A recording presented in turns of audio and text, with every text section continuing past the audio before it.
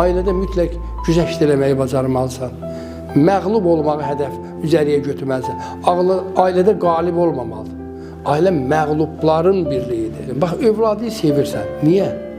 Heç o, sən bilmirsən bu evladın sənə nə verəcək, verməyəcək. Heç bəlkə də, nə bilim, onu əvəz eləyəcək, nəsə verəcək deyin eləmirsən. Təmənnasız eləyirsən. Bax, əslində təmənnasız elədiksə, səndə evlada sevgi yaranır.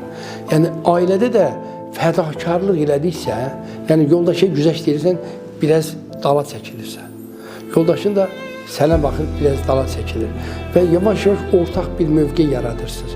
Dözürsünüz bir-birinizə. O dözüm sizi möhkəmləşdirir.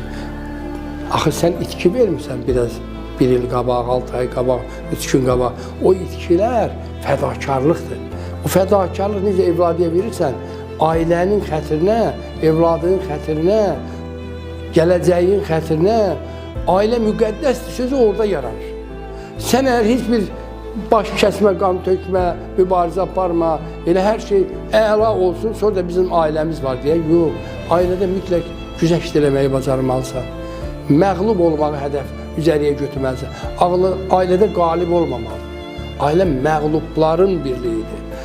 Bütövlüydür. Çünki mən sənə məğlub olmuram. Mən sənə məğlub olduqsa böyüyürəm, sənə hakim oluram.